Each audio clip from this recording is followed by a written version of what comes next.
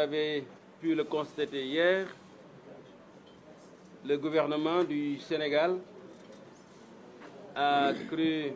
devoir tenir ce que j'appellerais une farce de presse avec de nombreuses contre-vérités, des arguments qui, sur le plan scientifique, ne sont pas du tout solides. Et il est du devoir de Yewwi Askan Wi aujourd'hui de démonter tout cela de façon scientifique. Nous allons vous le démontrer tout à l'heure. On déclinera aussi un plan d'action que nous entendons mener. Mais auparavant, je voudrais présenter les excuses de la présidente Aïda Mbodj, qui devait être là et elle a des empêchements, et du président Ousmane Sonko, qui, comme vous le savez, fait l'objet d'un blocus illégal et injuste. Mais yooyu yëpp danañ ci dellusiwaat incha allah ni ñu koy doxalee nag tey damay jox Cheikh Tidiane Dièye mu introduire wax leen li nga xam ne moom la ñu bëgg waxtaanee bu paree ma jox Ngagne Demba Touré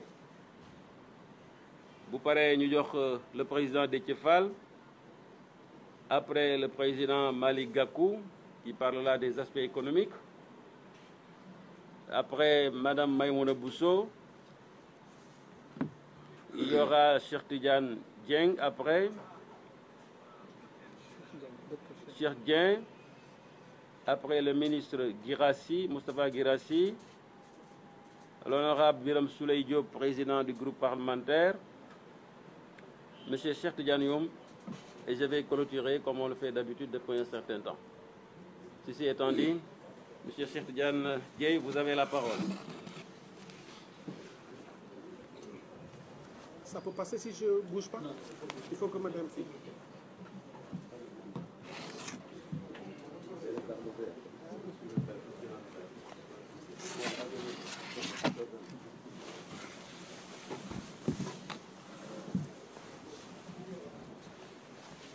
Merci beaucoup, mesdames et messieurs de la presse.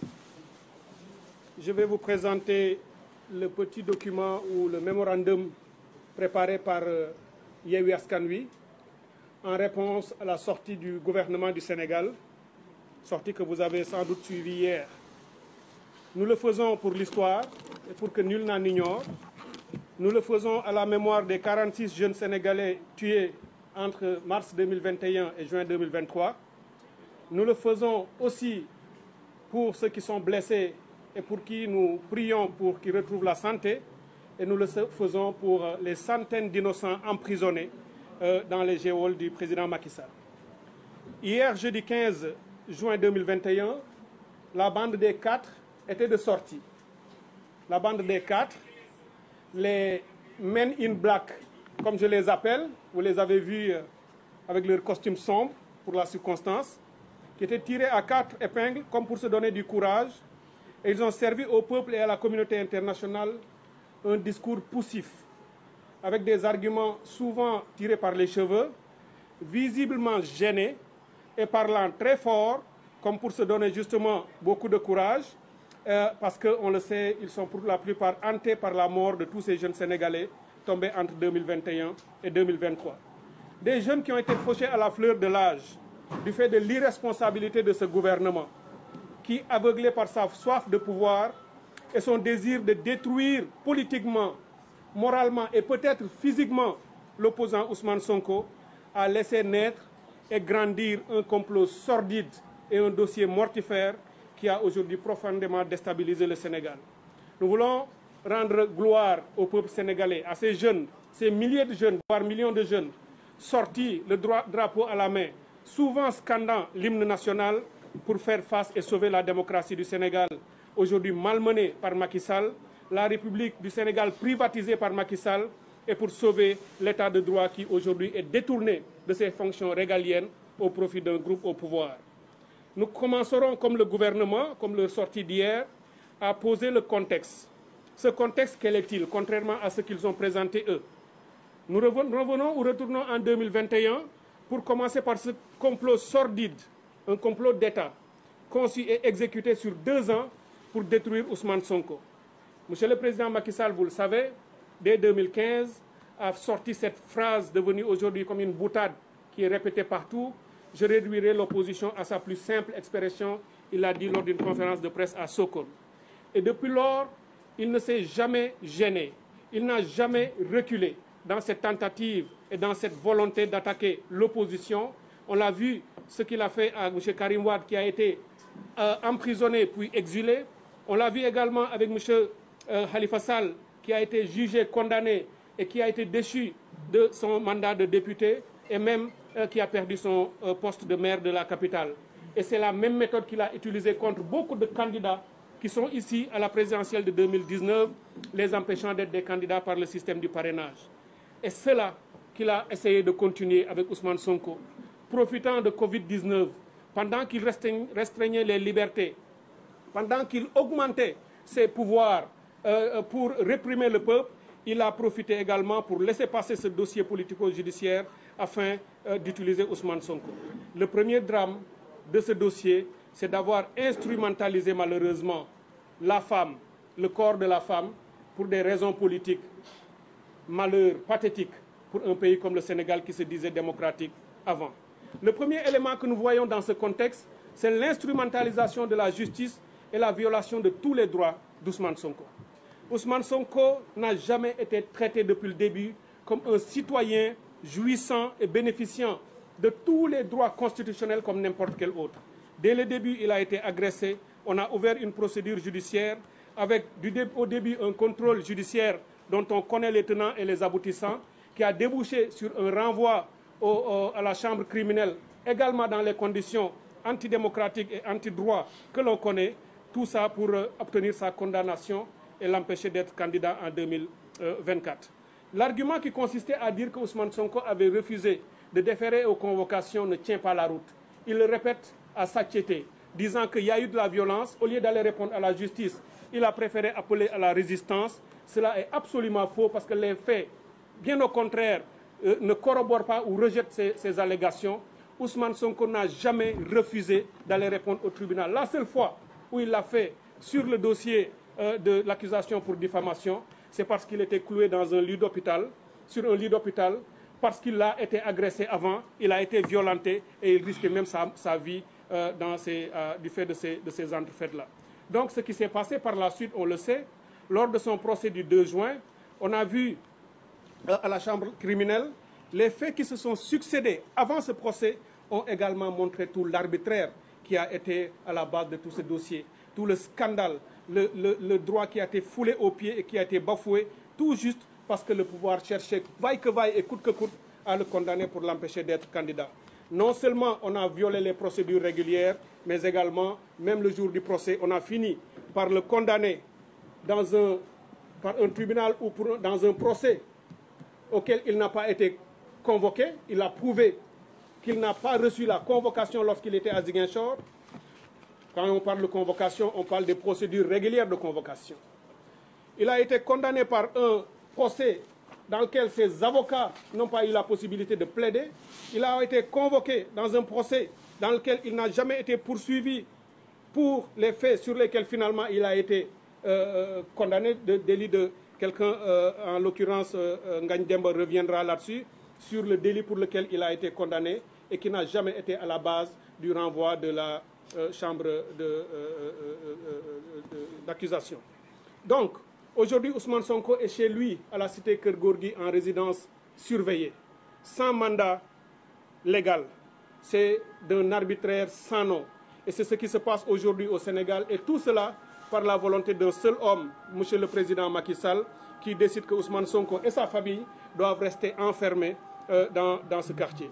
Ils ont eu recours aux milices, aux forces occultes et au banditisme d'État. Ce qui, bien entendu, a un nom, c'est la privatisation de la force publique. Qu'est-ce qu'on a vu? Après la condamnation illégale d'Ousmane Sonko, le peuple sénégalais, notamment les jeunes, se sont mobilisés, se sont levés pour le défendre.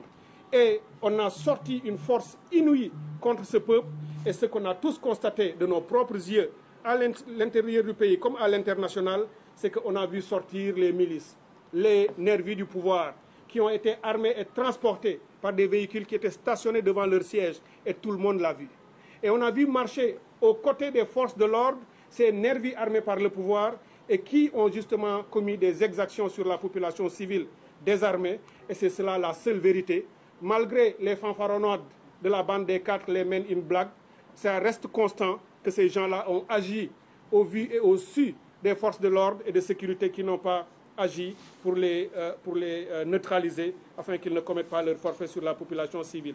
Nous avons également eu droit à un discours mensonger sur la déstabilisation extérieure du Sénégal par des forces qui viendraient de l'extérieur. On a voulu faire croire que ceux qui manifestaient dans la rue n'étaient pas des Sénégalais, c'était des forces occultes qui seraient venues de l'extérieur. Et ce discours est dangereux. Il est dangereux parce qu'aujourd'hui, on arrête des jeunes, notamment beaucoup qui sont venus de la Casamance, pour manifester à Dakar, étant Sénégalais et ayant le droit d'aller où ils veulent dans leur pays pour manifester. Aujourd'hui, on considère que ceux qui seraient venus de Casamance pourraient être des rebelles qui seraient venus pour commettre des forfaits. Ce discours ne tient pas et il n'est pas bon pour la République et pour la stabilité de notre pays. Et ce type de discours, parce qu'eux-mêmes, ils auraient pu avoir instrumentalisé leur nervis, ils auraient pu avoir manipulé leur nervis, leur mettant peut-être des cagoules, certains même étaient visibles, pour commettre les forfaits, les casses et les destructions, afin de les mettre sur le dos de l'opposition et des jeunes Sénégalais qui manifestaient. Ça également, Yewwi Askan Wi le rejette fermement. Également, un autre problème de ce contexte, la violation du droit constitutionnel à l'information. C'est un droit consacré. Le gouvernement du Sénégal a coupé Internet. On ne voyait ou entendait ça que dans les pires dictatures, Birmanie, autres, Corée du Sud. Mais aujourd'hui, qu'on nous dise qu'au Sénégal, on a fait des restrictions sur les réseaux sociaux ou coupé Internet, cela est une catastrophe pour le pays. Encore plus grave lorsqu'on coupe le signal d'une télé et une radio comme Walfadjri. Nous le dénonçons avec la dernière énergie et demandons rapidement que cela soit réglé. Les enquêtes impartiales qui ont toujours été annoncées, qui n'ont jamais été tenues. Le 7 dernier, ils ont fait une conférence de presse annonçant l'organisation d'enquêtes, qu'ils mèneront des enquêtes impartiales. 2021, ils avaient dit la même chose. Jusqu'au moment où nous nous parlons, il n'y a jamais eu d'enquête. Ceux qui sont morts avant et qui le sont aujourd'hui, toujours leur mémoire nous hante parce que nous ne sommes pas capables de montrer qui a commis les actions ayant conduit à leur mort. Concert enfin de réprobation, de condamnation internationale qui cloue le Sénégal au pilori. Aujourd'hui, du rapport du département d'État américain, au rapport de Human Rights Watch, au rapport d'Amnesty International, à l'article de New York Times, à l'article du journal Le Monde, et tout ce qui a été montré jusqu'en Australie, sans parler du rapport des droits de l'homme des Nations Unies, du commissariat et d'autres, a cloué le Sénégal au pilori, disant que le Sénégal a régressé démocratiquement du fait de la présidence et de la gouvernance de Macky Sall. En conclusion, nous voulons rappeler à ce gouvernement qui, dans sa sortie, disait que le gouvernement ne ménagera aucun effort pour assurer la sécurité des Sénégalais et assurer la paix. Nous leur disons que la meilleure façon d'assurer la paix, de protéger la nation, la République et la démocratie, c'est pour eux d'agir dans le cadre strict de la Constitution et des lois. Parce que s'ils ne le font pas, c'est eux qui créent les germes de la violence et de la destruction. Donc, Macky Sall et son gouvernement sont les seuls et uniques responsables de ce qui s'est passé de 2021 à maintenant, et de cela qu'ils répondront devant les juridictions nationales et internationales demain, après-demain ou plus tard, mais un jour viendra où ils rendront compte. Merci beaucoup. Merci, Dr Cheikh Tidiane Ndiaye. Je donne la parole à Maître Ngagne Demba Touré.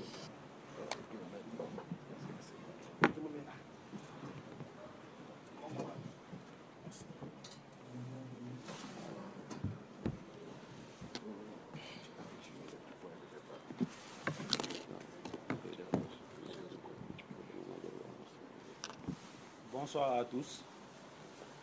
J'aimerais à l'entame de mon propos adresser mes sincères condoléances au nom du président Ousmane Sonko au peuple sénégalais qui est endeuillé dans son entièreté, parce que c'est un peuple uni et indivisible, en raison de cet épisode tragique par des tueries en masse, mais par des crimes en cascade. Par la suite, je voulais aussi m'associer au message de Cheikh Tidiane Dièye, au message de compassion pour manifester notre désarroi à la suite des dégâts matériels, des dégâts qui sont énormes à raison d'un gouvernement irresponsable qui décide de maintenir ce pays en tension, mais en raison aussi des nombreuses blessures suite à des cas de torture manifestes au sein des commissariats de police et des brigades de la gendarmerie, confortés, aidés et renforcés et assistés par des milices et des nervis. Ginnaaw loolu nag bëggoon naa accès sama intervention ci ñaari wàll. Premier wàll bi mooy li jëm ci justice muy dossier bi nga xam ne lu ëpp ñaari at parce que mars 2021 la tàmbale woon tey ñu ngi ci juin 2023 moo tenir en haleine le débat public mais moo tere Sénégal ñëpp kenn mënu am ci am. Bu weesoo loolu nag dinaa revenir ci ay éléments de réponse par rapport ak plainte bi nga xam ne sénégalais yi ñoo décidé ay autorités yoo xam ne dafa am nu ñu comporté woo ñu dénk leen doole ñu jël doole boobu di ñu ci rey di ñu ci torturer di ñu ci mbugal di ñu ci tëj ñu décidé saisir la Cour pénale internationale qui a une compétence universelle. En ce qui concerne le dossier judiciaire nga xam ne moo frappé Sénégal depuis mars 2021 démb dañu gis koo xam ne moo censé woon garder les sceaux qui sont les symboles de la République, le ministre de la Justice. Tàmm nañu ci moom mu nekk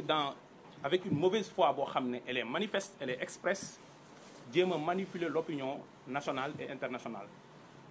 Mais boobu amoon na limite parce que da doon jël loi bi di ko interpréter à sa guise et selon la commande du chef. Mais cette fois-ci dafa atteindre beneen niveau boo xamante ne yegg na ci paroxysme bi maanaam ci njomboxtal bi mooy lan. Premièrement da ngay dugg ci loo xam ne nekkatul sa prérogative parce que ministre de la justice bi ñu la nommé dafa am décret boo xam ne mars 2023 la boo xam ni moo organisé ministère de la justice wax la yow lan mooy say attribution. Ministre de la justice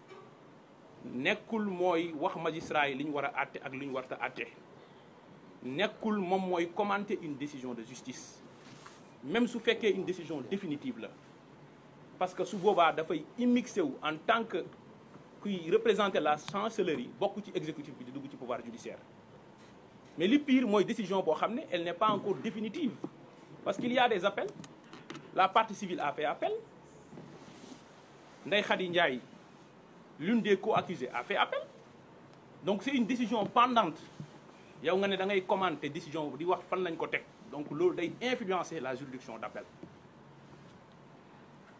Li pire nag mooy nee na dafay dugg ci esprit wu juge bi maanaam moom mooy wax juge boo xam ne àtte na ba pare mais ba léegi décision bi disponible agul te décision nag ñetti wàll la. Qualité bi nga xam ne greffier bi moo koy def wax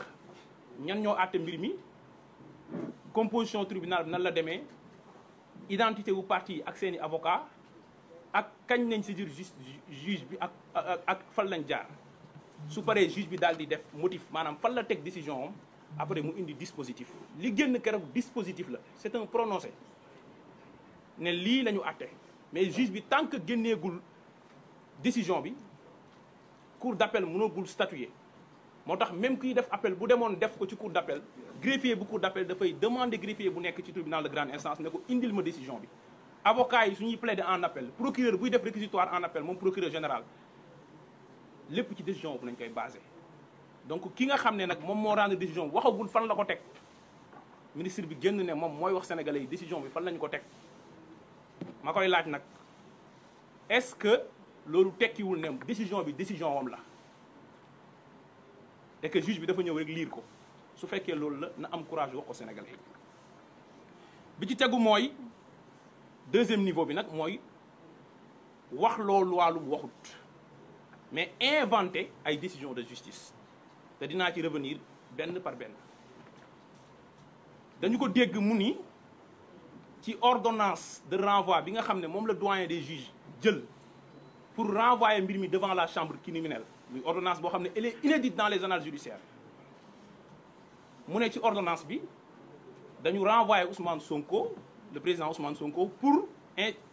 corruption de la jeunesse mu ne loolu ci li ñu ko renvoyé woon la bokk ne daal di ne dem leen ngeen lire waaw yéen ñii nag comme jàng ngeen am ngeen xel mën ngeen a lire gumba woo leen nañu ànd ñu liirandoor dispositif bu ordonnance bi. Vu l'article 175 du Code de procédure pénale, décernons ordonnance de prise de corps contre Ousmane Sonko et Ndeye Khady Ndiaye, ordonnons leur mise en accusation et leur renvoi devant le tribunal de grande instance de Dakar, statuant en matière criminelle pour y être jugés conformément à la loi. Pour des chefs de viol et menaces de mort contre le premier, incitation à la débauche, diffusion d'images contraires aux bonnes mœurs et complicité de viol contre la deuxième, fait en notre cabinet à Dakar le 17 janvier 2023. fii da ngeen fay dégg corruption de la jeunesse kon nag de tailleur constitutionnel il est désormais passé à faussaire pénal. De tailleur constitutionnel il est devenu falsificateur d'une décision de justice parce que ça c'est une décision de justice et c'est très grave. ñu déggaat ko mu nii juge bi dafa disqualifié setalul Ousmane Sonko ci viol dafa disqualifié pour corruption de la jeunesse. D'abord man dinaa revenir ci disqualification boobu parce que ñun jàpp nañ ne c'est une hérésie. ni mu nekkee hérésie mooy disqualification mooy dañu am lu ñu lay toppee benn infraction bi la mais dafa am ay circonstances aggravantes yoo ko defee maanaam dañu lay toppee sàcc mais sàcc bi da nga koo ànd ak keneen muy vol en réunion wala sàcc bi da nga koo def ci guddi parce que circonstance aggravante la wala da nga ko def avec escalade da ngaa tëb mur wala da nga ko def avec effraction wala da nga utiliser moyen de locomotion da nga utiliser oto wala moto c'est des circonstances aggravantes. bu ñu demee ba ci biir gis ne nekkete bi ngay sàcc tëboo mur wala bi ngay sàcc naam timis 19h moo jot mais timis jotagul guddeegul ñu daal di disqualifier en vol simple loolu mooy disqualification mais toppee nit viol muy yàqataan ne dafa forcer nit tourner fële ne la da nga def corruption à la jeunesse da ngaa ger ay nit pour yàq leen ça n'a rien à voir kon c'est pas la même infraction. mais moom nee na disqualification ni mu ko firee moom l'agrégé en droit mooy juge bi nee na séq nañu ñoom ñaar waaye nag séq boobu moom tuddeewu ko viol li mu ko tuddee mooy da nga koo nax te fekk xale la woon. loolu nag ñuy wax sénégalais yi ne du dëgg c'est un pur mensonge parce que loolu la tudd. bu ngeen demee tribunal ngeen def archive yi décision de justice yi ñu génnee yëpp yoo xam ne dafa am disqualification c'est la même motivation dañuy naan attendu que les faits par exemple de vol en réunion initialement reproché à X s'analyse plutôt en vol simple s'analyse plutôt ça veut tout simplement dire que li ñu la doon toppee fireetul lii lële la firi bu ñu ko gisee lii la ñu wan te loolu juge bi nag mooy wane après en quoi corruption de la jeunesse am na. li tax signifié wul conjonction sexuelle maanaam ñaan ñi dañoo séq parce que dañuy leeral pour sénégalais yi dégg mooy dañuy dem liiraat parce que tey dañu bëgg lépp leer. article 324 bu code pénal alinéa 2 sera puni aux peines prévues au présent article quiconque aura attenté aux mœurs en excitant, favorisant ou facilitant habituellement la débauche ou la corruption de la jeunesse de l'un ou de l'autre sexe en dessous de l'âge de 21 ans. Ça veut dire que atteinte aux mœurs mooy délit bi mais soo defee atteinte aux mœurs da nga ko def soit da nga favoriser wala nga exciter wala nga faciliter débauche muy benn wala nga corrompre jeunesse bi. donc le délit corruption de la jeunesse mënul nekk infraction autonome moo tax décision de justice bi jàppee leen ko benn torchon boo xam ne nit ñi ci poubelle dañ koy sànni parce que du infraction moyen la pour nga def benn infraction élément constitutif la kon nag mën nga favoriser wala nga exciter ay jeunes pour ñu nekk ci débauche tey bu la neexee nga tabax sa kër dugal fa ay xale yu góor ak yu jigéen ñiy caaxaan tu as favorisé tu as excité tu as facilité la débauche ils ont moins de 21 ans mais est-ce que yow da ngaa siq ak ñoom relation bu dee góor nga ay jigéen ya fa nekk bu dee jigéen nga ay góor ya fa nekk. kon bu taxawee ne bu ñu nee corruption de la jeunesse mooy conjonction sexuelle encore il a déformé la loi mais il a falsifié une décision de justice. Il ne peut plus être digne de garder les sceaux qui sont les symboles de la République, parce que le département de la justice, c'est un département de souveraineté. C'est extrêmement important. beneen bi mooy mu ñëw di wax ci contumace encore une fois waxaat loo xam ne képp koo xam ne jàng nga xam li yoon di doxee wala ngay sénégalais boo xam ne am nga xel di xalaat da nga war a rus ndax daf nii comme contumace la mën nañu dem jël ko à tout moment mais que président Ousmane Sonko bu ñu demee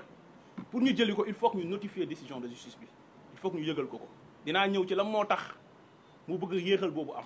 mais balaa ma ciy ñëw damay wax ne loolu amut c'est simple notification boobu amut bu ngeen demee lire article 345 bu code pénal daf ne bu ñu la condamné pour contumace décision bi dañ koy afficher au dernier domicile du contumax mooy ki nga xam ne moom nañu woo ci procès criminel te ñëwut au dernier domicile foofu nañ koy afficher waaw koo xam ne contumax la dafa daw génn par exemple te loolu mooy contumace naa ci ñëw mais loolu yegg seeguma ci kooku nan ngay demee di xaar pour notifier ko notification ak signification du benn signification ak citation du benn loolu ay termes la yoo xam ne ñi nekk ci pratique pénale xam nañu ko même pratique civile léegi ñëw ni la dañ lay notifier lu ñu lay notifier te yow nekkoo fi nga daw tant que notifié wuñ la procureur di la jàpp du la jàpp kon de Sénégal war nañoo tiit bu dee trafiquant de drogue bu ñuy war a àtte mu daw wala koo xam dafa rey nit bu dawee tant que notifié wuñ ko décision bi kenn du ko dem jàppi loolu c'est grave c'est indigne d'un ministre de la justice kon nag loolu ñi ciy jaaree yéen sénégalais ngeen xam ne le droit pénal ce n'est pas de la littérature constitutionnelle non c'est pas de la littérature constitutionnelle la pratique de procédure pénale ce n'est pas la théorie à l'amphi à l'université non c'est différent li ngay wax da nga koy dund jëfee ko mais nga teg ko ci bonne foi pour mën a wax loo xam ne sénégalais yi bu ñu ko déggee dinañ xam donc yooyu mooy ñetti fausse nouvelle donc c'est une diffusion de fausses nouvelles et elle est punie par l'article 255 du code pénal li mu def moom mooy wasaare ay xibaar yoo xam ne wérul moom la def bëggoon naa nag su ma paree ci moom ñëw ci contumace nan nañuy mën a waxee ne Sénégal koo xam ne xam nga fi mu dëkk xam nga domicile am boo ko bëggee jëli tey suba nga jëli ko 19h bu la neexee du fanaan këram bu fekkee sénégalais dinañ la ci bàyyi barricade këram yow yaa koy garder léegi donc c'est kër góor gi mooy zone bi ëpp sécurité ci Sénégal nga ne yow da nga ko condamné par contumace article 345 boobu noonu mooy wax au dernier domicile du contumax mooy contumace mooy koo xam ni c'est un fugitif maanaam dafa daw mais koo xam fi mu nekk nan nga koy condamné par contumace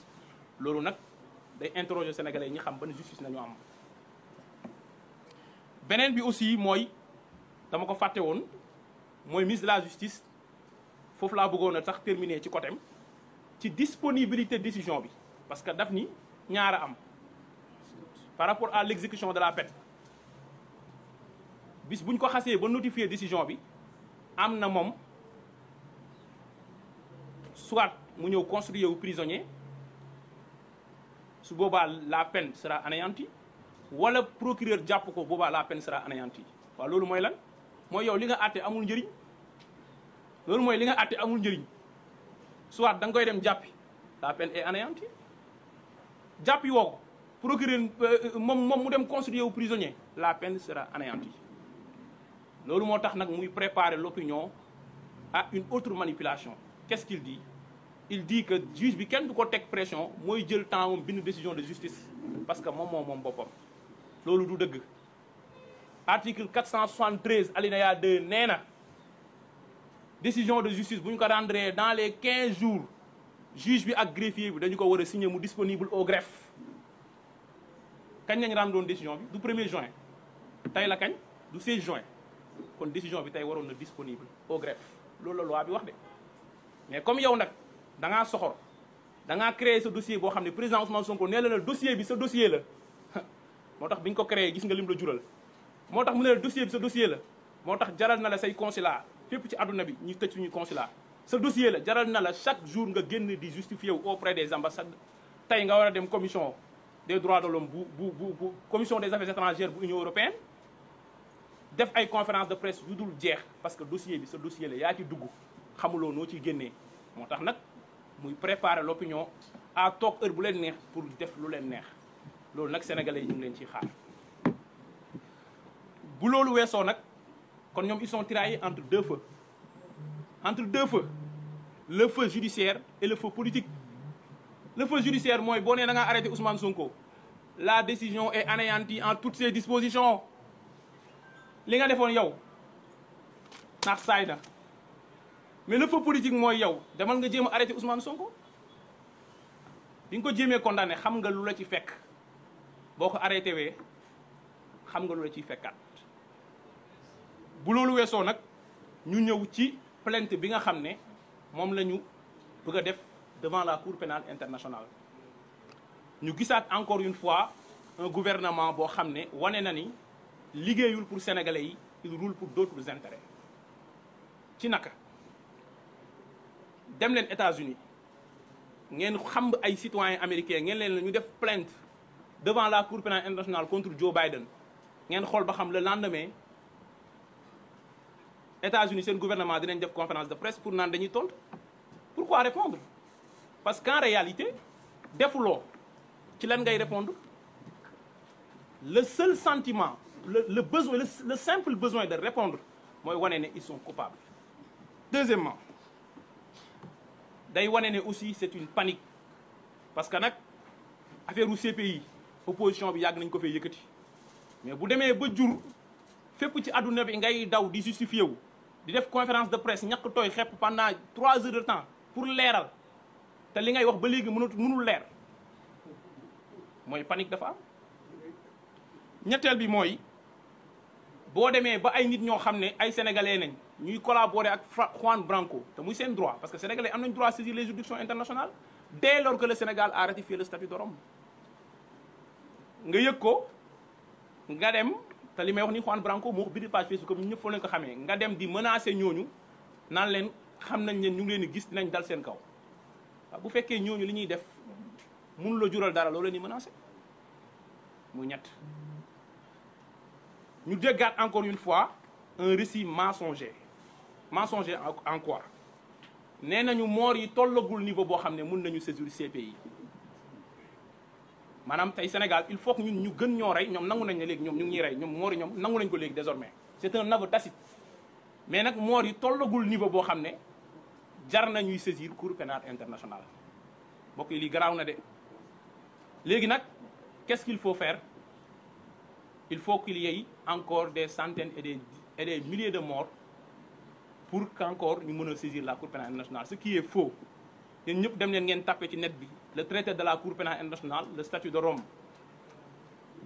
bi nga xam ne dañu ko signé le 17 juillet 1998 mu entré en vigueur le 1er juillet 2002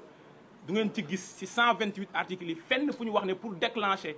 une enquête ci crime yi ñu tudd day laaj benn mort ñaari mort 1000 morts 2000 morts c'est faux. crise bu amoon Côte d'Ivoire ñëpp xam nañ ne bu dee en terme de nombre de morts bëriwul woon te teewul déclenché nañu ay poursuites. beneen bi mooy ñu ni ñi nga xam ne ñoo bëgg a saisir CPI je répète bien ces mots naanoo ni la qualité ni la capacité damay ñëw ci qualité maanaam amuñu qualité saisir ba pare li ñuy wax mënul nekk crime contre l'humanité d'abord la CPI pour mu compétente il faut mu am une compétence territoriale maanaam fan la jëf yi amee pour mu mën a compétente pour mu mën a àtte mbir mi mais yan jëf la mën a àtte muy compétence matérielle après ñu ñëw ci condition d'exercice de la compétence territoriale bi moom werante wuñ ko Sénégal dès lors que état la boo xam ne dafa ratifier le statut de Rome mooy dëkk bi ko njëkk a ratifié bépp crime bu ñu fi def fii muy crime contre l'humanité ak yeneen crime yi ci tegu mën nañu ko poursuivre devant la CPI loolu moom du débat mu des léegi la compétence matérielle bu ngeen demee article 5 bu statut de Rome daf ni ñeenti crimes yi fu ñu ko defee CPI nag am na capacité pour xool ko muy crime contre l'humanité muy crime de génocide mooy nga dal ci benn askan parce que dañoo am benn gëm-gëm wala dañoo am benn xeet nañ wala benn race nañ pour exterminer leen crime d'agression wala crime de guerre li am Sénégal nag crime contre l'humanité la te article 7 bu CPI moo koy wax ndax article 7 bu CPI dafa tudd 11 actes yoo xam ne soo ko defee nga def ko ci ñaari condition nee na la crime contre l'humanité la lan moo tax ñoom duñu am rigueur. Le ministre Sidiki Kaba est un avocat international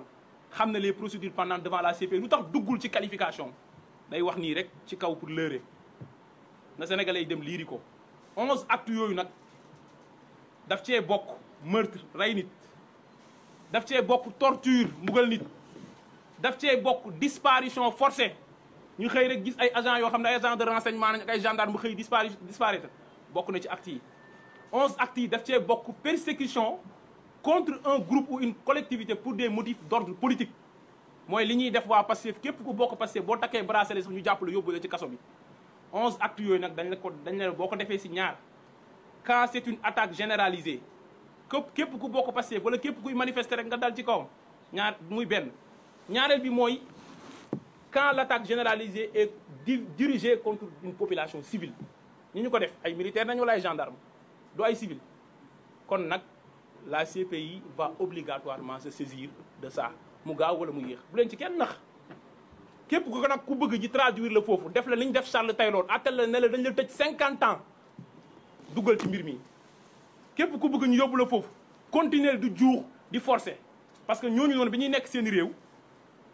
visé li ñu fa jugé ci ay nit mat na plus de 9 dossiers 10 dossiers ay anciens chefs d'État ak yeneen ñooñu ils se croyaient des demi-dieux et impunis kon nag takkal sa galon nga ne yow officier de police judiciaire nga wala yow commandant nga wala yow commissaire nga wala yow ministre nga wala yow président nga foog ne yow tu es impuni Sénégal nekk benn dëkk bu ndaw 196 714 kilomètres carrés ci àdduna bi nga foog ne di nga rëcc mënoo rëcc et li gën a garaaw nag mooy crimes yooyu noonu c'est des crimes imprescriptibles loolu mooy lan mooy boo ko defee fii ba 100 ans mën nañ la ci topp kenn mënul wax ne mat na 20 ans mën na 10 ans kenn du la toppati parce que crime prescription bu dee Sénégal 10 ans la. pour bañ a guddal terminer ci yan ñooy conditions d'exercice yi tax ñu ne mën nañ saisir CPI bi si jiitu mooy état boo xam ne dafa manifester un manque de volonté pour ouvrir une enquête parce que ñun Sénégal ñun am nañ suñuy justice ñun juge yu nekk CPI fayuñu leen de. mais juge yi nekk fii ñun ñoo leen di fay robe yi ñuy sol ñun ñoo ko jënd tribunaux yi suñu xaalis moo ko tabax xanaa nag ñun bu ñu sañoon ñooñu àtteel ñu suñu mbir mais su fekkee dafa am fukk ak ñeenti sénégalais yu gaañu ci condition yu leer ñëpp gis ko au mois de mars 2021 ñu teg ci ñaari at ak ñetti weer yow nangu woo manifester benn volonté pour àtte léegi sénégalais yi daal dañu leen di rey amuñ droit saisir juridiction nationale yi bu ñu ko saisiree mbir mi taxaw foofu amuñ droit saisir des juridictions internationales loolu fan la am moo tax CPI ne la bokk na ci condition d'exercice yi mooy bu fekkee état bi nga xam ne ñooy état bi nga xam ne état partie la manifesté wuñ benn volonté wala ouvrir wuñ une enquête indépendante beneen bi nag mooy nee na amuñu qualité bi li ma leen wax procureur bu CPI mën na saisir de tout ça parce que état partie bi Sénégal bu saisirul état bi dafa am ku ko yor tey de ëllëg ñan ñoo koy yor su dee ay responsable nañ ils devront élucider ça devant les juridictions nationales ou internationales su boobaa c'est le même état du Sénégal beneen bi mooy procureur bi nit ñi mën nañu ko saisir ci lu leen neex su paree moom mu xool fan lay jaar pour ouvrir une enquête loolu ku dem lire article 13 article 15 bu statut de Rome di nga xam ne loolu moo am kon nag lii yëpp day militer en faveur d'une idée claire que nous sommes face à un gouvernement boo xam ne désormais il n'est plus dans la diabolisation et la manifestation et la manipulation mais désormais il est dans la diffusion permanente de fausses nouvelles loolu day interpeller les Sénégalais dans leur responsabilité pour ñu faire face à ce régime pour mu jugee fi pour Sénégal am jàmm maa ngi leen di sant di leen gërëm asalaamaaleykum. Merci Ngagne Demba Touré, c'était très clair. ma jox kàddu gi le président Déthié Fall.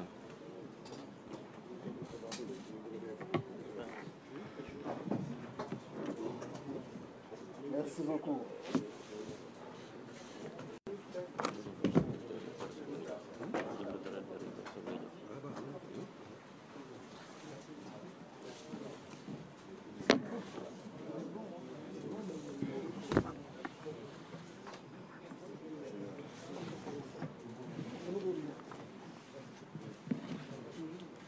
jërëjëf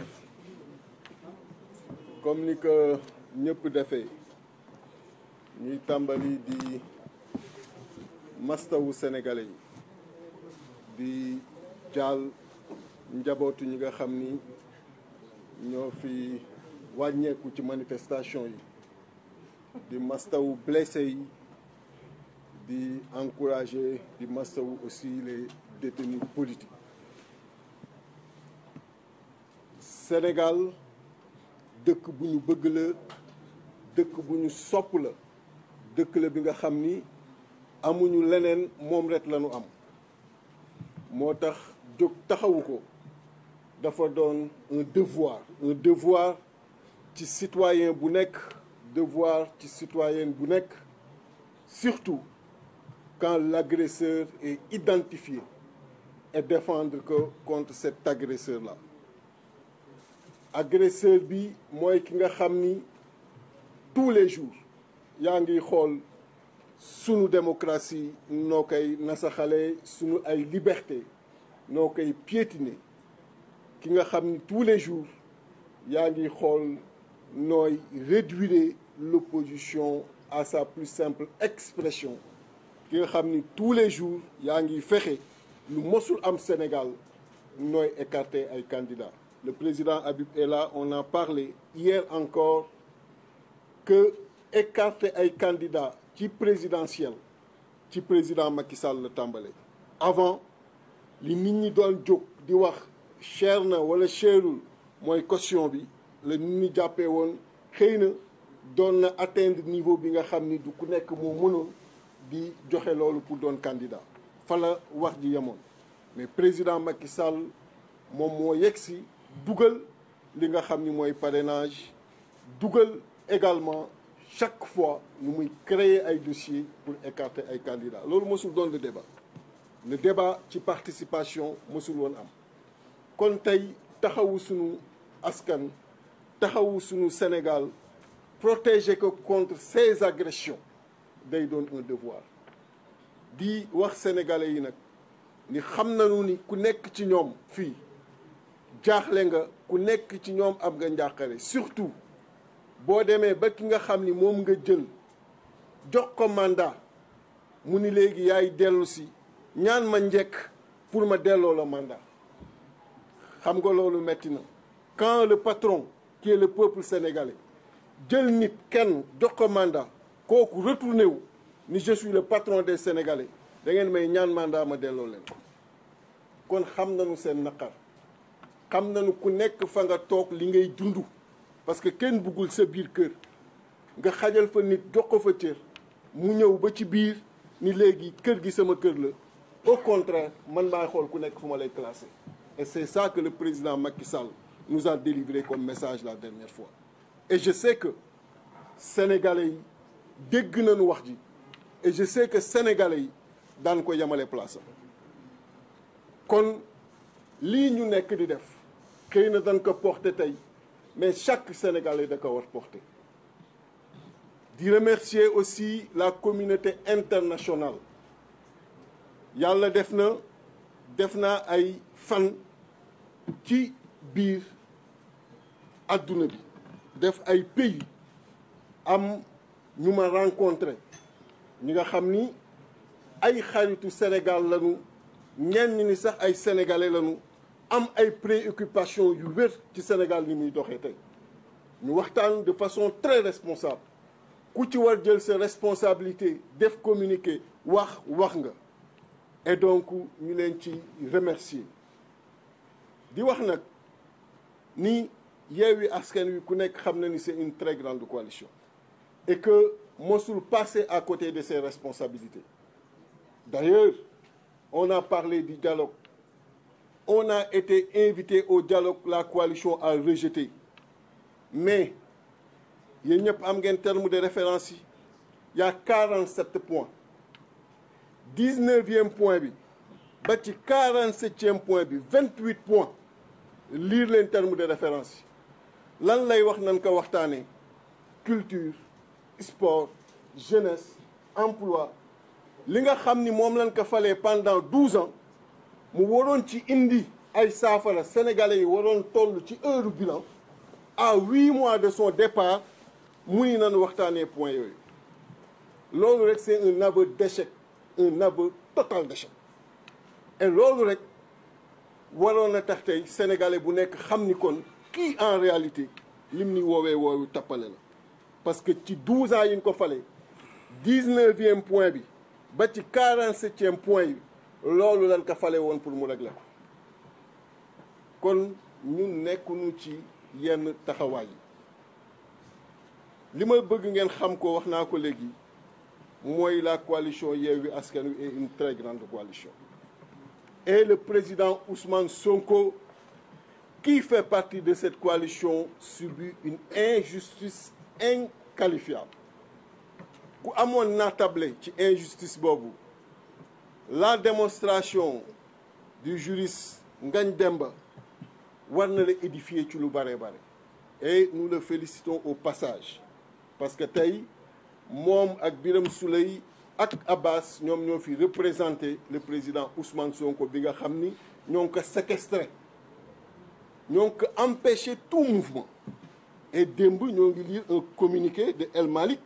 qui disait que même Djibi Ndiaye son chargé de protocole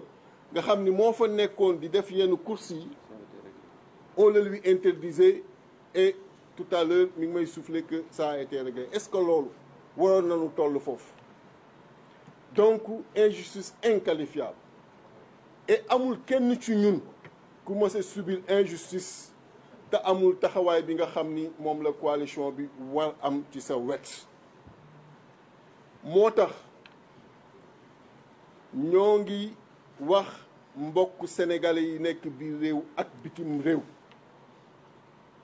que coalition Yewwi Askan Wi retenir na la date du 25 le dimanche 25 coalition Yewwi Askan Wi di ci woo askan wi pour yeewi ji le président Ousmane Sonko ci blocus bi nga xam ni moom lañ ko teg le 25 boobu ñu bare ci diaspora bi xam nañu ni daanu ñëw tabaski si moo tax ñu boole leen ci ak sénégalais yi nga xam ni boobu ba tey ñoo ngi taxaw di wax lii mënul nekk il faut ñu jóg ci il faut ñu xool nu ñuy def ñun nag mënuñuy nekk coalition bi jóg pour yeewi askan wi ñuy yeew suñu benn leader amul sens ku mënul yeewi sa leader noo mën yeewee ku mën yeew un de tes leaders noo mën yeewee askan wi bu fekkee sénégalais yi wax boobu ba tey ni gëm nañu ni yeewi askan wi dafa jóg pour yeewi askan wi gëm nañu yeewi askan wi aussi nanu jàpp ni yeewi askan wi woo na askan wi pour yeewi un des leaders le président Ousmane Sonko le dimanche 25 à 15 heures et fi ñuy daje daan leen ko communiquer nga xam ni foofu la ñuy daje ñun ñëpp bëgg nañu képp ki nga xam ni tey jàpp nga ni da ngaa war défendre le peuple sénégalais jàpp nga ni le président Macky Sall mandat bi nga xam ni yaaka ko joxoon toog na ni da nga ma ciy ñaan njekk loolu metti na la képp ki nga xam ni jàpp nga ni dund bu cher bii mu nga xam ni mi ngi la koy teg metti na la képp ki nga xam ni tey nasaxal na démocratie nasaxal liberté perturber na le système électoral perturber le système social et système économique loolu metti na la le dimanche 25 à 15 heures ñoo ngi la ci woo kon pour parler en français seulement ci action bi la coalition Yewwi Askan Wi je l'ai dit tout à l'heure est une très grande coalition une coalition qui n'a jamais manqué le rendez-vous de ses devoirs surtout quand on sait aujourd'hui que c'est une coalition qui paralyse l'essentiel des espoirs des Sénégalais et cette coalition présente ses condoléances à toutes les familles éplorées et à la nation sénégalaise dans son entièreté suite aux décès notés après les manifestations qui se sont produites et des manifestations contre l'injustice. Notez cette injustice contre le président Ousmane Sonko. Souhaiter un prompt rétablissement à tous les blessés mais également encourager tous les détenus politiques, ceux en prison et ceux errants comme El Malik que je vois ici et Waly Diouf Bodian et tous les autres qui sont sous bracelet électronique. Et après mûre réflexion, la coalition Yewwi Askan Wi a décidé à l'unanimité le dimanche 25 juin à 15 h de rendre visite au président Ousmane Sonko et de le libérer de ce blocus incompréhensible, injustifié. Et vous avez tout à l'heure entendu les développements de Ngagne Demba Touré et ceux qui doutaient encore des pratiques infondées, incompréhensibles. Je pense que cela, aujourd'hui, après cette démonstration, vont revoir leur position. Et nous lançons un appel à tous ceux qui croient à cette coalition de se joindre à nous le 25, parce que nous savons que nos amis de la diaspora qui aimeraient participer à cette manifestation seront là à cette période. Et par conséquent, nous voulons un nombre impressionnant pour aller en tant que Yewwi Askan Wi, la coalition qui doit libérer le peuple ensemble, aller libérer un des leaders très déterminant qui a joué un rôle exceptionnel dans cette coalition pour aller justement le libérer de ce blocus injustifié et de ce blocus incompréhensible. Je vous remercie. Merci, Président Déthié. Ma jox kàddu gi Madame Maïmouna Bousso.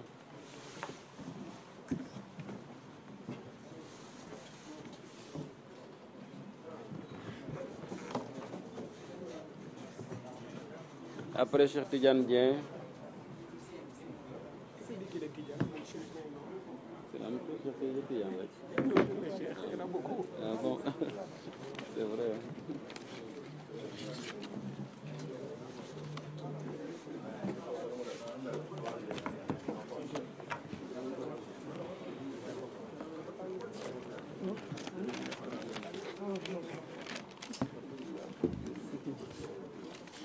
asalaamaaleykum maa ngi nuyu ñi toog ci assemblée bi yëpp di nuyu askanu Sénégal ci suma mbokk yi wax léegi jaar rek foofu lay tàmbalee mooy di yëkkati ay kàddu njaal ndax mënta ñàkk ndax ñun ñëpp ñoo ñàkk suñu ay njaboot kàddu njaal ci ñi nga xam ne ñoom ñoo fi faatu ci jamono yi ñu weesu ndax manifestation yi amoon ak répression violente bi nga xam ni jot na cee am di rafetlu itam di féliciter maître Ngagne Demba Cheikh Tidiane Dièye ak Déthié ñi ma jiitu di yëkkati ay kaddu leeral tuuti rek ci kaddu yi nga xam ni démb ministre de l'intérieur yëkkati na ko ndaxte gis nañu conférence de presse bi nga xam ni am na moom ak naataangoom bi ñu naan ministre des forces armées ak ministre de la justice bu ma yeboo sax à la suite de Cheikh Tidiane Dièye mi leen woowee les 4 mousquetaires xaw ma woowee les 3 larrons de la République mais des larrons bien marinés nag à la sauce de l'injustice ñooñu rek doy nañu cocktail molotov dañu naan xale yi dañu créer cocktail molotov mais ñooñu ñooy cocktail molotov à 3 parce que explosion bi Sénégal nekk di dund ñett ñi ñoom ñoo ko waral ci seen ay doxalin kii ci justice bi nga xam ni daf ko jël di ko bind ak bindee nu mu ko neexee kii ci ñi nga xam ni xamul lan mooy rôlu FDS ba tey mu dugal leen ci loo xam ni mosuñu cee dugg dans l'histoire politique du Sénégal ñëpp dañu mës a respecter suñu force de défense et de sécurité mais kii itam ci ay allégations yoo xam ne jàpp na ni muy ministre de l'intérieur mën naa wax ba dippi wax ay wax yi dul dëgg wëlbati ko Sénégal nag jamono yi dafa naqaree waxee parce que xale yi su ma nee xale ñun ñëpp ay xale lañu parce que dañoo bokk ci génération boo xam ne ñu dañ naan maturité ñi naan immaturité ñi naan responsabilité réew mi dañu ko soppi parce que ñi nga xam ne ñoo jiite te war a wax dëgg ñoom ñoo deful seen rôle te xale yi nag ay la yéwén mag ñee leen jur xale yi mag ñi ñoo leen jur mag ñee leen meññ mag ñee leen yilif waaye bu ay mag sañee taxaw ci penc di wax yoo xam ni ay xale yu tuuti mën nañ koo teggi ba ay kaddu yoo xam ne sax dem nañ ba am ay mafia kacci-kacci ndax loolu yëpp lu ko indi mooy ay mag yu dul wax dëgg ñàkk wax dëgg weesuwul nga projeté sa vidéo teg ko génne ci say élément ay sénégalais yu filmé vidéo boobu moo am organe bu tudd France 24 nga xam ni Sénégal taxu ko jóg dañu am benn émission spéciale boo xam ni fépp vidéo nekk ci àdduna bi ñoom dañ koy càmbar wax authenticité wala ou pas de la vidéo am na vidéo yoo xamante ne day yàgg nit ñi jël ko di ko utiliser ci ay contextes yu nouveau ñoom loolu mooy seen rubrique ñu won la ni vidéo boobu gis nañ ci loo xam ne la nga wax amul indi le complément de la vidéo amoo looy wax lu dul attention vidéo yooyu ay montage la ci penc mi ci pencum Ndakaaru ci pencum Sénégal ay magum jëmm yor des preuves de li nga wax amul yow nga taxaw indi leneen jël ko imputé ko aux réseaux sociaux nan la réew mi di baaxee nan la réew mi di baaxee bu nga xamante ne ñi ñu war a jiite nekk suñu état ñoom ñoo nekk un état bandit un état voyou un état boo xam ne dafa am ay milices un état boo xamante ne ministre de l'intérieur dafay taxaw naan dañuy def ordre public parce que dafa am ñoo xam ne dañuy toog ba mu neex leen song kër jàmbur gis ngeen fii suñu ay rang suñu tante suñu mag suñu mbokk muy Aïda Mbodj këram dañ ko song taal ay otoom permanence su président Gakou ñu taal ko fii ñu song ko kan moo njëkku song yi ñoom daal bu leen neexee ñu orienté débat bi jël violence bi bu ko xëpp opposition mais on ne parle pas quand c'est l'opposition qui subit les violences fan la violence yooyu jóge li ñu leen laaj du loolu li ñu leen laaj dañ siy dellu si mooy nervi yi ñu gis ñuy wàcc ci pique bu policiers yi lan la ñu fay def kan moo leen embauché lan moo tax nervi yooyu pique bi ñu gis leen ñuy dugg biir APR lan moo tax ñu gis ay nervi ñuy tiire ci suñu ay doom ba ñu dee li ñu leen laaj dafa simple bu ñu mënul wax dëgg nañu rangé wu ñu toog mais mënuñu taxaw di ñu wax loo xam ne du dëgg suba ba ngoon penc mi su yàqoo société bi su nasaxee ay mag yu taxaw ëllëg démb daan nañ jàpp ni nit ñi yeewuñu parce que dañ daan ñëw rek wax nit ñi kenn du xam mais léegi lu la waaye wax da nga jël sa téléphone nga tapé ko Google tontu la lu nit xamul sax Google mën na la ko wax c'est l'ère numérique loolu nag da leen a xaw a dépassé ils ont un réel problème avec les réseaux sociaux parce que am na ko fi wax léegi dañoo museler la presse ñu ngi leen di mastaw ñu ngi leen di mastaw di leen jaajëfal li tax ñu leen di jaajëfal mooy ñu bare ci yéen am na vidéo yuy génn yéen a ko filmé en réalité malgré que bàyyi ñu leen ñu di nga def seen liggéey da ngeen ko amul fu ngeen ko diffuser parce que bu ngeen ko diffuser ci télé ñu couper signal yi bu ngeen ko diffuser ci yenn plateforme yi sax seen ay patron dañ leen di menacer donc réseaux sociaux yi moo fi nekk parce que là les gens peuvent ouvrir des comptes diffuser les vidéos du France 24 moo ñëw filmer vidéo yi déedéet ay sénégalais yoo xam ne kenn ku nekk ak sa partition ci combat bi ñi seen ay balcon lañ nekk ñi seen ay terrasse ñi seen ay fenêtre ñu gis ay jigéen ñoo xam ne dañu làqatu di filmer ku nekk da nga def sa rôle ci combat bi ñooñu ñoom ñoo filmer ñu jël ko teg ko maintenant film bi moom bu ko tegutoon xëy na bu ko neexee mu ne amut mais moom moo xool la ka ca neex mu dagg ko moo tax ñu ne fen du bijaaw te booy wax waxal dëgg rek parce que dëgg la nit mënul changer mais boo waxee contre vérité problème bi mooy pour nga mun ko ñëw réparer suba buñ la laajee doo mën a wax li nga waxoon démb parce que da ngay am problème pour fàttaliku li nga waxoon démb loolu moo dal gouvernement bi fi nekk. wax na itam ministre de l'intérieur wax na ci affaire légalité nee na blocus bi am kër Ousmane Sonko ba ñu woo sénégalais yi ñu ko Déthié waxee léegi pour ñu dem libérer ko mu ne ordre public boo koy def da ngay appuyer wu ci 4 mbir moom ministre de l'intérieur moom moo ko wax 4 mbir yi nee na benn bi légalité la benn bi nee na nécessité la benn bi nee na proportionnalité la beneen bi nee na réversibilité la ñeent yooyu yëpp xam ngeen ni amul benn bu ci am ndax légalité boo amee sañ-sañ tëj nit ci këram génneel décision de justice bu la ko may muy légalité amuloo ko. Nécessité, quand un État se dit fort, force reste à la loi, la situation maîtrisée, wax ne dafa nekk nécessité mu bloquer un adversaire politique, y a problème. nañ seetaat wax boobu lan moo ci nekk dëgg lu ci dëgg. Proportionnalité dañu ne parce que moom bu jógee di def ay déplacement day am ay trouble loolu moo waral ñu war ko apposer cette violence là. Est-ce que loolu war nañ ci mën a taxaw nangu ñun nag ay sénégalaises lañu ay jigéen lañu kenn ci ñun ku nekk yaa ngi waajal sa bopp di waajal tabaski. Tabaski nekkatul sax fête religieuse, tabaski fête culturelle la. ñi dañuy namm seen paaka yi gën a ñaw, ñi waajal seeni xar, ñi ko amul lijjanti ba am ko, ñenn ñi ñawlu seeni yére. Mais la base de cette fête c'est quoi? mooy la famille, mooy nit ñi saafonte, ku ne jóg dem seeti sa moroom, ku ne jóg dem seeti sa mbokk, ñu baalonte ak ñu jël koo xam ni maire de ville la, maire de Ziguinchor moom mooy responsabilité Ziguinchor. heure bii waa Ziguinchor di ko xaar pour mu yëkkati budget mairie bi, xool ay aide fay famille yu mu war a jàppale,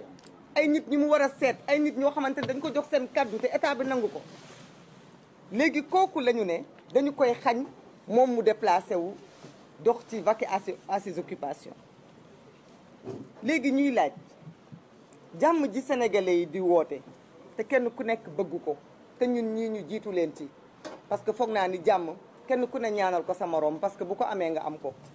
bu Sénégal nekkee ci jàmm ñun ñëpp ñooy nekk ci jàmm, mais bu Sénégal nekkul ci jàmm kenn du nekk ci jàmm. kenn ku nekk rek dama lay demander nga jël sa bopp nga mettre ko à la place de la famille de Ousmane Sonko, pas jëmmam mais ay soxnaam ay doomam. Est-ce que normal la parce que da ngeen nekk ci espace politique nit ñi di waajal tabaski ñu ne la yéen du ngeen génn seen kër, yéen du ngeen ñawlu ji, te kenn ku ne nag pourtant ku la xañoon ñawlu ji nga xataraay na ko lu tax du ma ñawlu ji, waaye moom nee nañ leen du ngeen dem ñawlu ji, déedéet yéen du ngeen lettu ji. Sénégalais bu nekk naka def ci boppam, ña fa dëkk ñëpp nee nañ leen du ngeen génn du ngeen lettu ji, seen i mbokk du ñu ñëw ci yéen, seen xale yi duñu dem defi ñaani ndéwénel, kenn du ñëw ci ñoom ñaan ndéwénel. kii nekk maire d'une capitale moom du dem, ay mbokkam duñ ko gis, ña yëkkati seen kàddu jox ko duñu dem ci moom ne ko baalonteeg moom àq. Est-ce que loolu nit war na ko mun a accepter? jàmm nag mu ngi commencé ci kenn ku nekk nga respecter sa devoir sa liberté morom. tey tollu nañ foo xam ni ñun ñëpp dañuy wax benn kàddu, bëgg nañu jàmm, bëgg nañu salaam, waaye est-ce que bëgg jàmm war na mën a tax ñu accepter ñun lu ñu xamante ne duñ ko mayee ñun suñu bopp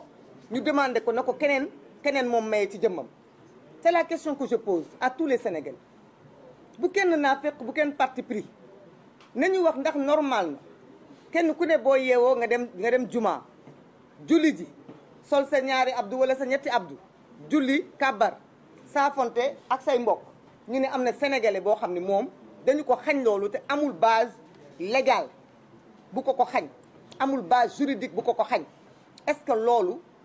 en tant que sénégalais war nañ ko mën a nangu? waxuma sax en tant que jullit, mais en tant que sénégalais ci suñu culture ndax war nañ nangu loolu? woote bi ñuy woote le 25 suñu yéene mooy balaa le 25 blocus boobu mu dañ, ndax suñu yéene du ni ñu ko bëgg a jaayee yee fitna, ndax dafa am ñuy jaay seeni xar ci rond point yi, ndax jamono yu fet lañ nekk, ndaxte Sénégal fi mu toll bëgguñu ay déedéet.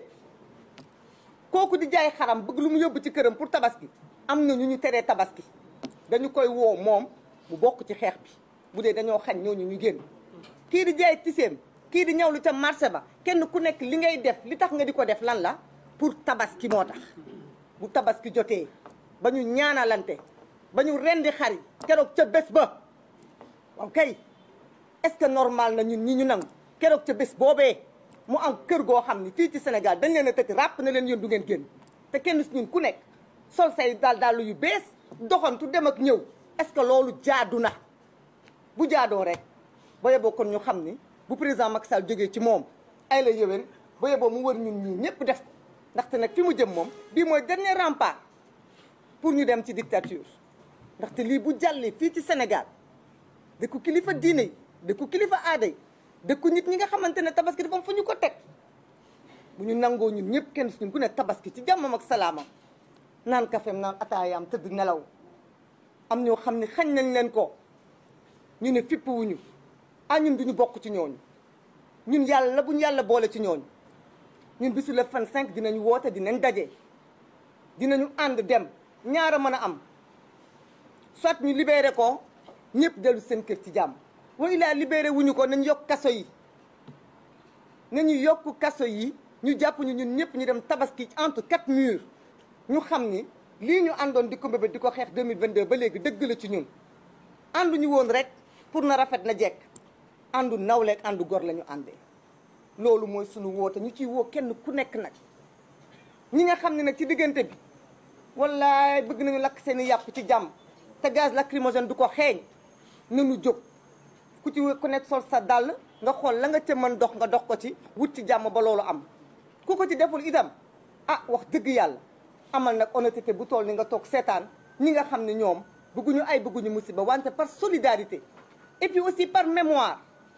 mémoire de ces jeunes qui sont morts pour éviter injustice bii mënuñoo toog suñu ay kër uuf suñu ay jëkkër uuf suñu ay doom uuf suñu ay njaboot de faire comme si de rien n'était nañu arrêté tànqamlu bi nañu arrêté tànqamlu ñu taxaw ci li nga xamante ne moom mooy li am mooy dëkk bi am na sénégalais yoo xamante ne nangootuñu continuer di gis lii muy continuer di raam ba fu mu mbëkk rek ñu ne non foofu la yem mbir mi du nekkatul mbiru politique 25 nag pour daaneel foofu dafa am luñ ci taamu ndaxte bis yi bare nañ mais président Macky Sall dafa tàmbali dialogue seetlu ngeen ni ba mu ko tàmbalee ba léegi moom mu ngi doxal waaye opposition bi ba ñu demee keroog ne dañuy réunion dialogue daf leen ko tere ñu gazé leen tëj permanence ne leen yéen du ngeen fi dialogué boobu ba léegi nag ñun ñu ngi woon sénégalais yi moom mu ngi def lu ko neex nit ñaa ngi toog waaye bisu le 25 ci la ni ci la dialogam bi jeex muy tënk ci la dialogam bi jeex muy tënk war a def adresse à la nation ñun mënuñu accepter jour boobu mu def simulacre de dialogam ba pare ñëw ba foofu taxaw def une déclaration comme si de rien n'était alors que li waral problème bi te waroon nekk l'origine du dialogue mooy cette arrestation et cette séquestration arbitraire te loolu boolewu ko ci looloo tax nag su bis boobu ñuy woo adduna bi jàpp nañu nekk policiers yi ak force de l'ordre yi jaratul ñu leen di woo parce que ñoom plainte bii Ngagne Demba Touré wax léegi ak taxawaayu sénégalais yeeg sénégalaises yi ak international ni ñu taxawee ñu ngi leen di woon yoon bu ñu war a jàll ba lii ñu def keroog le 1er le 2 ñu bañati ko def parce que ñii di leen xeexloo di leen dóorloo dañ leen di sacrifier donc numéro 9 moom ci saasi lañ ko jaay di xaar numéro 10 ak numéro 11 képp koo xam ni bokk nga ci def loo ne la ay njombe naka su dul noonu boo liggéey yow la ñuy wanteer mais ñoom dañuy dem toog fee jàpp seen jàmm gën a seen bopp kon nag force de l'ordre yi bañ leen loolu yéen ay policiers ngeen assermenté bu ngeen di dem sol ngeen seen ay tenue jàkkaarloo leen avec la population def le maintien de l'ordre avec les moyens bu leen loi jox mais n'acceptez pas que des nervis soient transportés dans vos pick-up à vos côtés ñuy salir seen réputation jàpp nañu ni loolu moom dootul amati te ñu ngi ñaan yàlla bañati ko fi gis ci Sénégal li ci des nag mooy taxaw temb taxaw bi ñu daan taxaw démb di ko taxaw barki démb maa ngi leen di nuyu. asalaamaaleykum mbokk yi donc ñu ngi leen di nuyuwaat bu baax a baax rek di am mbégte nag dellu si waat si suñu plateau bi donc ñu doon ànd ak yéen nekk si conférence de presse bi nga xam ne waa Yewwi Askan Wi donc ñu ngi koy amal instant bi nii donc mu nekk ay quelques soucis techniques rek waaye fii xam naa ak ci kanam dina jàppandiwaat rek ñu daal di ànd ak yéen. ñu daal di ànd ak yéen en tout cas faram fàcce leen li nga xam ne rek moom moo nekk di am foofu ca diwaanu conférence bi bon Sarr. donc maa lay nuyu bu baax a baax rek di la ziyaare di la waxaat rek bismillah. waaw jërëjëf ci li ñu jot a seetaan ci conférence de presse bi mun nañ jàpp ne Pape Modou Sène c'est la réponse de Yewwi Askan Wi par rapport ak sortie bi nga xamante ni Amadou Ba ak gàngooram génn nañu démb def ko. pour jéem a expliquer donc li nga xamante ni moom moo tukkee ci manifestation yi amoon fan yee te ñi ci ñàkk seen bakkan bari trop parce que bu ñu defee cumul bi bu ñu demee booy wax 46 morts vraiment hécatombe la donc yëf yi moom mu ngi bëgg a bari te c'est assez choquant quand même bu ñu déggee ñoom ñuy wax ne li jot a dee yeggagul fu tax ñuy dem ces pays Pape Modou Sène une seule perte fii ci Sénégal rek c'est un drame. waxatuma la 46 personnes yu ñàkk seen bakkan te la plupart c'est des jeunes qui sont partis à la fleur de rage. Donc mu nekk loo xamante ni vraiment c'est assez choquant man nag li may wax mooy Sénégal mënul wéy nii Pape Modou Sène donc Sénégal mënul wéy nii jokkalante bi ñii bu ñu waxee jox ñu la ñii bu ñu waxee jox na ñii bu ñu waxee jox na la donc c'est pour te dire que loolu moom vraiment mënul continuer. On va devoir quand même s'accorder pour que situation bi ñu jeexal ko une bonne fois pour toutes. Donc mais mënuñu à chaque fois lii bugg fee nekk chaque fois kii bu waxee jox ko la donc mais conférence de presse bi ça nous a permis quand même ñu am un cours magistral, ça il faut le dire, de la part de Ngagne Demba Touré. Donc nga xamante ne il a levé le voile sur un certain nombre de principes de droit yoo xamante ni bari na ay sénégalais ba ci man mi yoo xamante ni comprendre ñu ko woon te li gën a doy waar mooy quand koo xamante ni c'est un théoricien du droit di ko doon ko jàngale muy le ministre Ismaïla Madior Fall bu demee vraiment bay am taxawaay boo xamante ne mën nañ jàppale daanaka dafay lëndëmal nit ñi ça devient très grave par moom seen waaw comme ni nga ko waxee rek parce que démb si li nga xam ne moom moo nekk déclaration bi nga xam ne ñoom def nañ ko donc Ismaïla Madior Fall yëkkati na ay cadre en tout cas daal di dugg si li nga xam ne moom moo nekkoon ordonnance de renvoi bi te sànq Ngagne Demba Touré nu mu jàngatee ordonnance de renvoi bi day confirmer ne rek li nga xam ne moom moo nekk professeur Ismaïla Madior Fall li mu wax ak li nga xam ne moom moo nekk si ordonnance de renvoi bi donc là neewul benn c'est totalement différent. waaw comme ni nga ko waxee ordonnance de renvoi bi mu ngi nii ñu ngi koy am comme ça à l'image te moom dafa newoon ne li nga xamante ne moom mooy corruption de jeunesse dafa nekk ci ordonnance de renvoi bi alors que en réalité boo liree ordonnance de renvoi bi doo ko gis ci fi nga xamante ne moom mooy les motifs bi tax ñu yóbbu Ousmane Sonko ak Ndeye Khady Ndiaye ñu yóbbu leen en criminel parce que je pense que mu ngi nii mën nga ko lire donc doo ci gis fenn foo xamante ne. waaw fii je bind nañ vu l'article 175 du code de procédure pénale décernons ordonnance de prise de corps contre Ousmane Sonko et Ndeye Khady Ndiaye, ordonnons leur mise en accusation et leur renvoi devant le tribunal de grande instance de Dakar, statuant en matière criminelle pour y être jugés conformément à la loi des chefs de viol et menaces de mort contre le premier, c'est-à-dire Ousmane Sonko, incitation à la débauche, diffusion d'images contraires aux bonnes mœurs et complicité de viol contre la deuxième, donc mooy ki nga xamante ni moom mooy Ndeye Khady Ndiaye. Donc gis nga fii amul fenn foo xamante ni wax nañu fii en tout cas li nga xamante ni moom mooy corruption de jeunesse. Donc c'est juste pour te dire que c'est très grave bu fekkente ne ñi nga xamante ni ñoo war a leeral. ñoom ñooy en tout cas jéem a nax nit ñi di leen lëndëmal te loolu yaakaar naa ne tey jii nii ki nga xamante ni moom mooy maître Ngagne Demba Touré en tout cas wane na ay mbir yu bëri yoo xamante ni bu defutoon noonu Sénégalais yu bëri dinañ nekk dans le doute dinañ nekk dans en tout cas dans l'ignorance duñu xam exactement ce qui s'est passé donc moom en tout cas li ko gars yi waxee rek leeral na carte yi. ba tey foofu démb aussi ñu ngi en tout cas ñu ngi dégg ki nga xam ne moom moo nekk ministre je pense bien Maître Sidiki Kaba foog naa bien moom moo ko wax. Maître Sidiki très bien donc mu ngi doon wax ne ñi nga xam ne ñu ngi naan en tout cas dañuy yóbbu état du Sénégal fële ci diwaanu CPI. loolu ay wax kasaw la mën ta nekk mais sànq aussi gis nañ Pape ki nga xam ne mooy Ngagne Demba Touré. donc là weddi na ko teg na ko fële nee na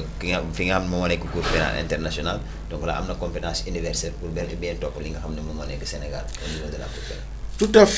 à fait je pense que quand même ni mu ko expliquer dafa leer nañ ci bëtu sénégalais yi il faudrait pas que ñoom ñu nax nit ñi parce que wax naa la démb ci sunu live bi fii ne la soo leen gisee rek. ils sont pas à l'aise wax naa la ne à chaque fois nit ki bu fekkee da ngay génn di wax di génn di wax di jéem a expliquer boobu ak léegi leerul parce que nee naa la mais ki nga xamante ne mooy ministre intérieur moo njëkk a génn sottiwul ñu envoyé la police à la rescousse sottiwul et là j'en profite pour wax ne vraiment nos forces de défense et de sécurité nañ leen bàyyi tout tranquille parce que ñoom waruñu obéir à une commande politique ba lii di leen ci fekk c'est-à-dire que respect bi leen askan bi joxoon nañu fexe conserver ce respect là. Et je sais que tant que ñu ngi fricoter avec les politiques ci lii la leen di yóbbee. c'est-à-dire que crédibilité bi ñu amoon respect bi ñu amoon mythe boobu dafay effondrer et personne n'a intérêt à ce que ce mythe là s'effondre parce que nos forces de défense et de sécurité ñoom ñooy suñu kaaraange parce que seen rôle c'est de veiller à la sécurité des biens et des personnes nañ yem ci cadre boobu te génn ci li nga xamante ne moom mooy xeexu politique yi nga xamante ne moo am diggante les acteurs yi nga xamante ne ñu nekk dans la scène sur la scène politique. Donc pour te dire que rek gis nga li xew Sénégal waxuma la cour pénale internationale beneen cour bu gën a kawe bu amoon sax war nañ faa mën a yegg. Pape Modou Sène 46 personnes. Si c'est établi que effectivement 46 personnes ñoo ci ñàkk seen bakkan. jar naa yóbbu kii li nga xamante ne moom mooy cour pénale internationale. Tu sais pourquoi? Parce que ñii ma gis nii. régime bi ma gis nii du ñoom ñooy leeral lii. enquête buñ ñu fi mën a dikk aussi gëm naa ni enquête boobu du aboutir parce que 2021 ba léegi. les 14 mois de 2021 mais l'enquête a piétiné jusqu'ici lan moo ci tukkee mais absolument rien Pape Modou Sène dañu waxante dëgg donc bu ñu waxee ne alors donc dina am une enquête comme l'a dit le ministre dina am une enquête boo xamante ne dina ñëw pour leeral je sais pas moi man dama jàpp ne rek dañoo bëgg a naxaat lërañu ba lii jàll te lii nag du jàll la vérité mooy lii du jàll. Parce que ce qui s'est passé, c'est assez grave, c'est gravissime. C'est très grave qu'on puisse voir des gens armés, yor ay fetal, di tirer ci nit ñi, nekk aux côtés des forces de défense et de sécurité. Parce que c'est des vidéos qui ñoo ko établi de façon très claire. Tey ñu bëgg ñu gëmloo leneen. Non. Il faut que toute la lumière soit faite et que ñi nga xamante ne c'est les commanditaires ak les ñi nga xam ne ñoo exécuté qu'ils soient traduits au niveau des plus hautes juridictions du monde comme la cour pénale internationale. Donc te xam naa ne lii documentation bi war du jafe. Non les vidéos sont claires et nettes. Pour nga documenter ko du jafe. Du jafe. Keroog gis nañu kan mooy ministre de l'Intérieur imagine dañ ko mën de. Non mais attends xam nga wax naa la ne ñoom gis nga ñoom boo bëggee dégg dëgg ils sont dépassés par ces jeunes là wax naa la ne si ils ont affaire à une jeunesse digitale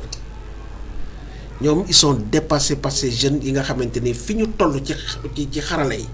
dañ leen a weesu lu sore fii gis nga. bu fekkoonte ni ñoom li ñu bëggoon am nañu ko. L'affaire Sonko serait pliée depuis. Parce que combien de fois ils ont tenté à travers des images montées à travers des vidéos montées pour mun a argumenter li nga xamante ne moom mooy la thèse du viol. Mais ça a vite été démonté par ces jeunes. En l'espace de quelques minutes lu ñu teg ci table booy dindi ko ba mu set wecc faxas ko. Mais voilà donc c'est pour te dire que ñoom. Et des vidéos montées, ils ne savent pas faire la différence entre une vidéo montée et une vidéo qui est authentique. Pape Modou Sène, c'est des Sénégalais qui ont été dans balcon de filmer les scènes. Il faut que nous monter. C'est des vidéos authentiques qui ont été donc amul leneen luñ ñu mëna gëm lo ba mu doon lool. Donc je t'ai dit que soo leen xoolee démb rek nga gis leen. Tu sens li nga xamante ne moom mooy les cafouillages ak voilà déjà wax naa la ne ci seen i wax rek da ngay sentir duo bi am ci seen i kàddu parce que quand Seydou Gueye nous dit que c'est des volontaires de l'APR Abdou Karim Fofana ñëw démb wax ne c'est des comités de vigilance yor ay pick-up yu bees tàq kuy financer loolu dans ces quartiers là alors de moom yéem na ma te bizarrement xanaa comité de vigilance yi kenn nit moo leen di financer parce que c'est les mêmes pick-up de couleur blanche.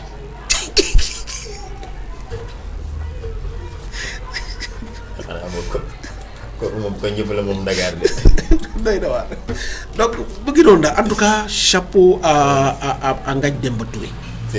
parce que c'est de ça que le Sénégal a besoin ay borom xam-xam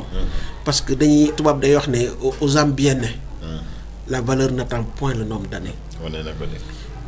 Pape Ngagne Demba Touré chapeau pour ce cours magistral que tu nous as servi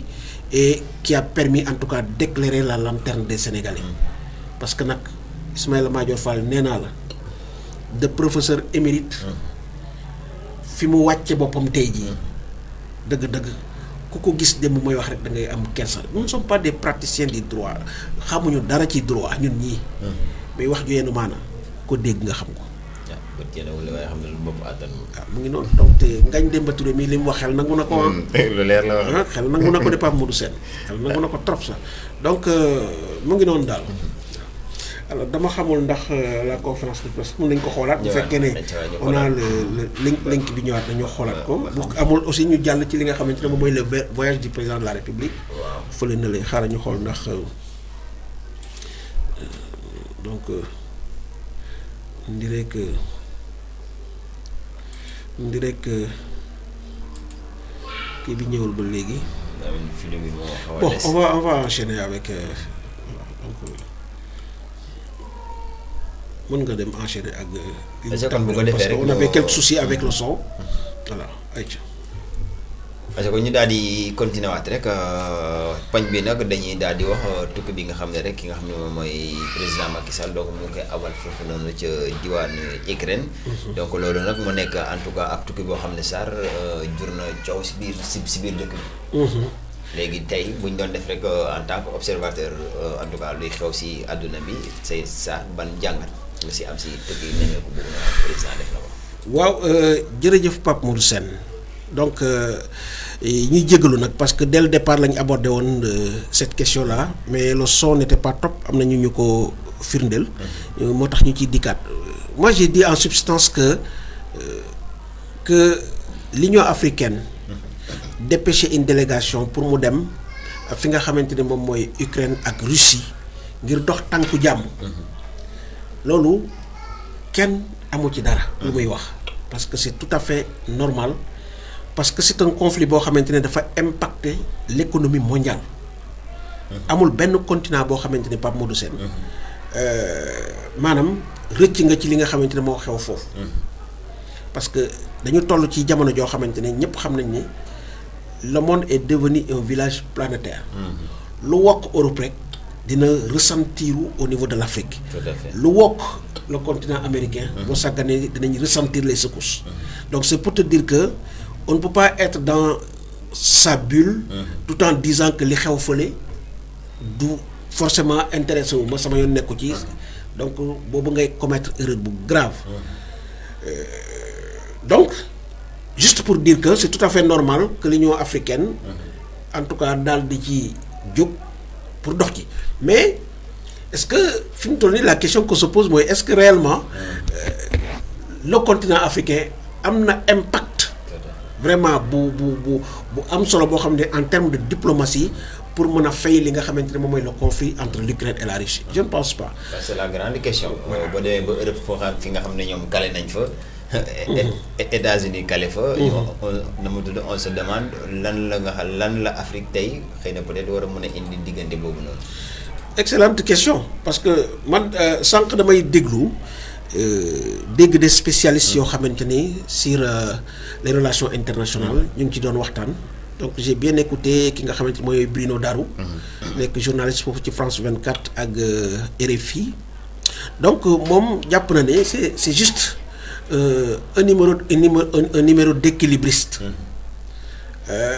boo xamante ni moom la en tout cas cette délégation defi foofu ci Ukraine ak Russie juste pour exister sur la scène internationale. mais seen médiation boobu chance yu ndaw la am pour mun a aboutir d'ailleurs buñ ko doon xool sax boo jëlee peut-être donc 99,99% boo sàgganee du sotti donc c'est juste pour dire que dégg nga d'abord li Ukraine wax. Ukraine nee na ñoom si c'est pour s'ils viennent pour leur proposer juste un gel du conflit maanaam fexe ba conflit bi ñu téye ko taxawal ko noonu mais en permettant à la Russie donc mu conserver li nga xamante ne moom mooy les territoires conquis ñoom ils disent ñett d'accord uñ ci loolu te ñoom xam naa loolu dañu lañ mën a dox. demain ils seront à Saint-Pétersbourg foofu en Russie pour dem rencontrer ki nga xamante ne moom mooy Vladimir Poutine te Poutine le fait que ñoom ñu wàcc fii donc fii nga xamante ne moom mooy nu mu tuddati fii ñu nekk nii di voilà mu ngi noonu ñoom fii ñu nekk nii di Bushka voilà donc fii ñoom fi ñu nekk nii di Bushka donc ça y est là gis nga leen nii c'est le président Macky Sall ànd ak ki nga xamante ne moom mooy Cyril Ramaphosa. Cyril Ramaphosa mooy le président donc de l'Afrique du Sud ànd aussi ak ki nga xamante ne moom mooy Assoumani le président Comore nga xamante ne mooy le président en exercice de l'Union africaine ànd aussi ak le président zambien. Donc ñoom ñoo ne y a d'autres maintenant personnalités yoo xam ne ñoo représenté les autres chefs d'État donc mais ñetti nii daal en tout cas donc ràññee nañ leen ci li nga xamante ne moom mooy délégation bi alors fi ñu leen di gis nii ils sont à Bushka. Bushka nekk territoire ukrainien boo xamante ni donc le gouvernement ukrainien soupçonne la Russie d'avoir fait des exactions ci ay civils ukrainiens on parle de 500 morts donc ñoom ils sont en train de déposer des bougies pour en tout cas célébrer la mémoire donc de ces civils tués alors lii déjà ça ne plaît pas à Poutine parce que tout simplement moom d'accord li ñu ko fay jiiñ donc le fait que ces chefs d'État yor ay bougies di ko fa déposer dafay mel ni dañuy dëggal li Ukraine di wax donc pour te dire que ku xam Vladimir Poutine xam ne lii donc du ko doon lu ko neex. Maintenant attendons de voir lay tukkee ci seen rencontre ak Poutine foofu on attend de voir mais ñun ce qui nous intéresse c'est le président Macky Sall. Voilà donc ce qui nous intéresse c'est le président Macky Sall parce que ku ne xam na ne soo gisee d'ailleurs ni ñu defee montage bi ñoom ñu ngi dem di joxe ay bougies mais à côté nous on a mis les victimes quelques-unes des victimes yi nga xamante ne ci manifestation yi lañ dëddu ils ont été tués par balle donc symbolisme boobu ñu bëgg a wone mooy tout simplement que Pape Modou Sène nit ki doon na jekk yow en tant que père de la nation président de la République balaa ngaa dem di jaale ji ñeneen nga wax ci li xew ci sa njaboot bu pare parce que président Macky Sall bu caaxaan jeexee njabootam Sénégal gii la jaboote boo demee ba am 46 morts te ba yëf yi xewee ba léegi mosoo yëkkati ay kàddu njaal dëfal famille yi nga xamante ne ñoom ñoo ñàkk seeni doom ci manifestation yi tey ñu gis la nga gàddu ab bougie dem di naqarlu ji la xew ba Ukraine à des milliers de kilomètres ça pose problème parce que président Macky Sall lu xew bitim réew à la minute près il prend son téléphone def un tweet mais depuis 2021 Pape Modou Sène on n'a jamais entendu le président Macky Sall mu yëkkati ay kàddu jëm ci les victimes de ces manifestations et pourtant ci njabootam la bokk ñee nga xamante ne ñoom la dem nag di jaale ji bu safaan amee Sénégal jàpp naa ne duñu leen fi gis président Macky Sall mii bu nekkee bu amee bànneex ay sénégalais lay gis bu nekkee kenn ñaanalu ko ci safaan itam ay sénégalais lay gis kon ñun loolu la ñu xam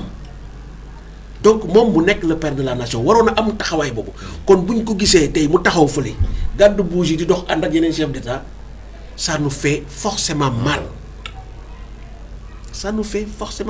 donc on aurait bien voulu que nii mu ko defee mu def ko fii Sénégal ñëw ak ay naataangoom ñu taxaw au moins saluer la mémoire